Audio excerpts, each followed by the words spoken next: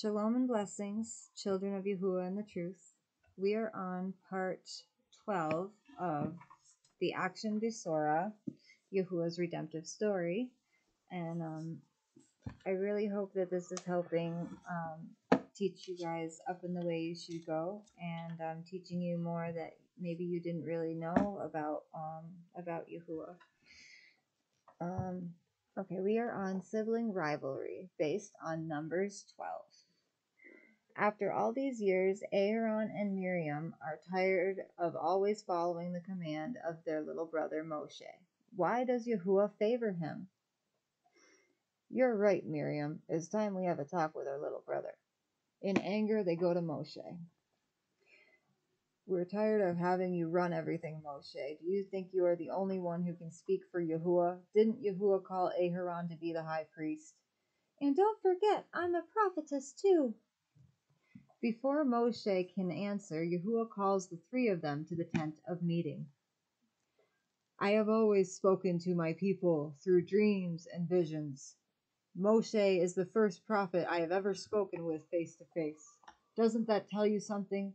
Don't you think you should be afraid to disrespect my chosen deliverer? Then the cloud disappears. When Miriam and Aaron look around, they get the shock of their lives.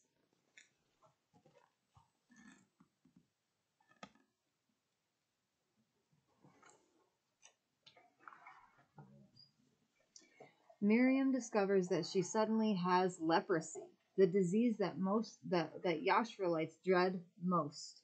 Oh no! Why did I speak against Moshe? Help me! Help me! We were wrong, Moshe, but don't hold it against us. Please can't you help Miriam? Oh, Yahuah can heal her, Aaron, but I will pray for her. Only Yahuah can heal her, Aaron, but I will pray for her. Heal her now, O Yahuah, I beg you. Yahuah agrees to heal Miriam, but first she is banished from the camp for 7 days. On the 7th day, Miriam returns as high priest Aaron accepts her back into the camp. I have learned my lesson, Aaron. My selfish pride was a sin. So was mine. We should never question Yahuah's wisdom again.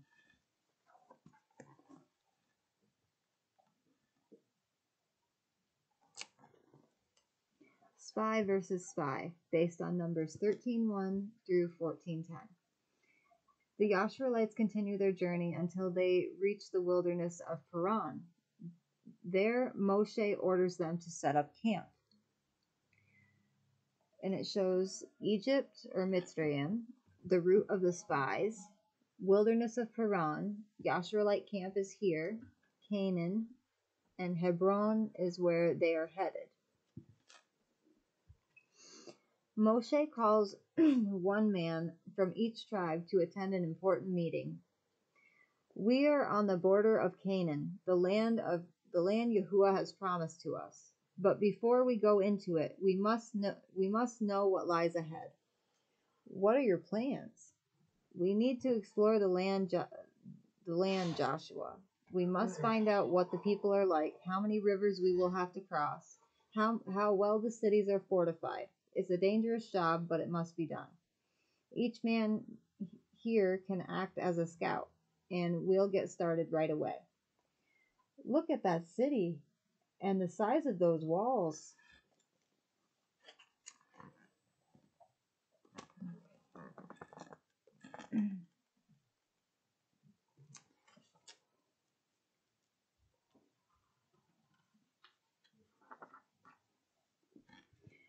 A few miles away. Look, giants. No one in our camp could stand up against one of these men. And in a rich valley, this soil must be good, Joshua, to grow such big grapes. Yes, Caleb, let's go back to camp and tell Moshe. The whole camp welcomes the returning scouts. Look at those grapes. They make me think of the fruit we had in Mitzrayim or Egypt. Other scouts report what they've seen in Canaan. It's a rich country, good crops, but filled with giants and walled cities. I don't like it. We'll never be able to conquer them.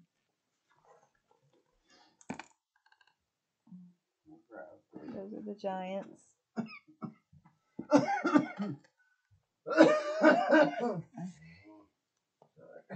Let's go take the land. Yes, with Yahuah's help, we can do it. But the other 10 scouts disagree with Joshua and Caleb. No, we're puny grasshoppers compared to the size of those giants. They'd wipe out all the men and make our children be slaves again. We can't stay here, but we can't go into Canaan. I don't know what we should do. I say we go back to Egypt or Mitzrayim.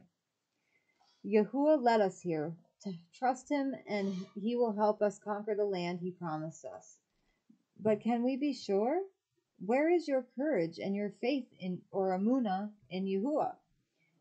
There is only one way to stop Joshua's wild talk. My phone. It's Sister Naomi. No, you got both. Well, I had to because the community's out.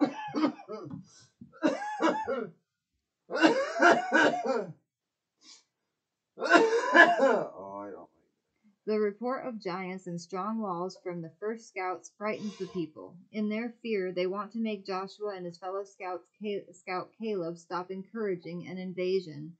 Stone them! Get rid of Joshua! But suddenly, look over there. The tent of meeting is burning. Oh, don't be afraid. The tent of meeting is not on fire. It glows like that because Yahuah is there talking to Moshe.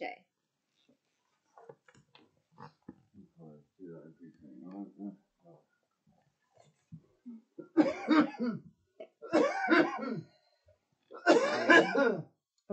A rebellious people, based on Numbers 14:11 through 16:34. Inside the tent of meeting. O Yahuah, forgive my people. Don't destroy them, even though they have disobeyed you.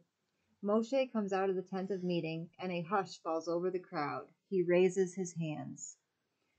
Because you don't have faith or amunah to enter the promised land, Yahuah says you must go back to the wilderness. Go back to the wilderness? We don't want to do that. Aw, man, I didn't realize that if we don't try to conquer Canaan, we'd be forced to go back to wandering in the wilderness. Okay, if those are our only choices, then let's go ahead and conquer Canaan ourselves. I'm with you. Yes, let's go.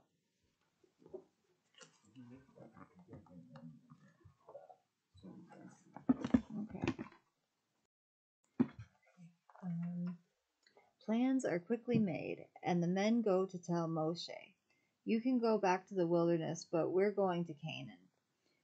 You have switched from cowards to fools. No, don't try it. In fear, you rejected Yahuah's promises, and now suddenly you think you can win a battle on your own against the very giants that you feared. You always say things in the worst way, Moshe. The rebellious idiots form an army and set out immediately to conquer Canaan. We fought off raiders. We can conquer this land too, and we can do it without Moshe.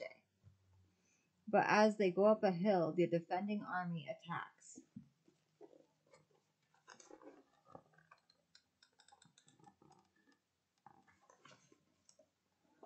This is a massacre. Let's get out of here. If we get back alive, I'll obey every word Moshe says. The battle is soon over. The defeated Yashreelites limp back to camp. Roscoe!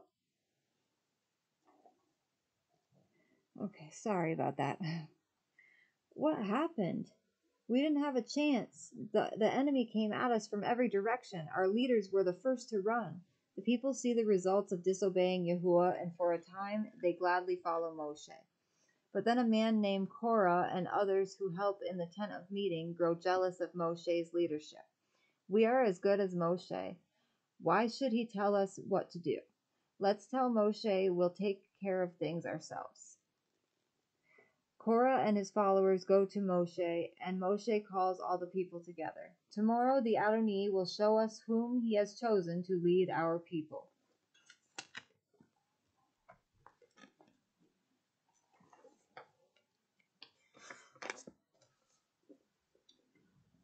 The next day Moshe stands before the Yashreelites. Get away from Korah and these men will lead you to evil. If you don't, you'll lose your lives. Here is proof of my authority. If Yahuah has chosen me to lead you, the earth will open and swallow them up. As Moshe speaks, a great earthquake splits the ground open. The tents of Korah and his followers fall into a deep crack in the earth. The frightened people turn once again to Moshe as Yahuah commanded. Moshe leads them away from the promised land to wander in the wilderness for 40 years.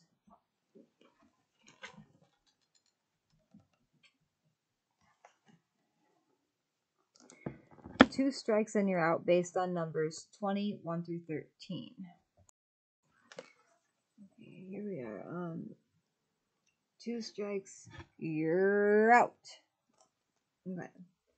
When hardships come, the people forget that it was their fear that kept them from taking the good land Yahuah had promised them. Again and again they complain. No water, now what will I do? The spring is dry, how can I cook or wash? I'll have our tribal leaders take this up with Moshe. Well, Moshe, where are we going to get water?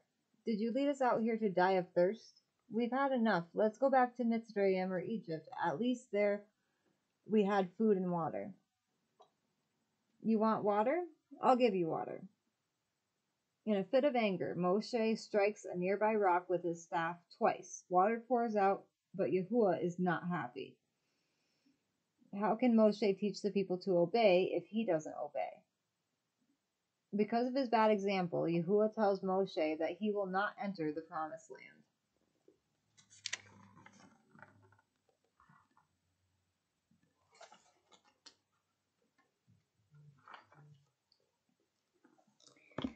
And next time we will be reading about the bronze snake, the wonderful win against Og, a stubborn mule and his donkey, a new leader, the roof of Rahab, and if I can get to it, entering the promised land. I hope you guys are getting some good teachings from this. I hope that your children like these stories and that that they are helping them learn more about Yahuah and how he teaches lessons to the people, and sometimes he puts us through tests to strengthen us. If we don't have faith in him, then what help do you think he's going to give if you don't have faith in him? We have to trust and love Yahuah and have faith in him, strong faith, so that he knows that we know that he can do anything that we ask, that he can help us do anything.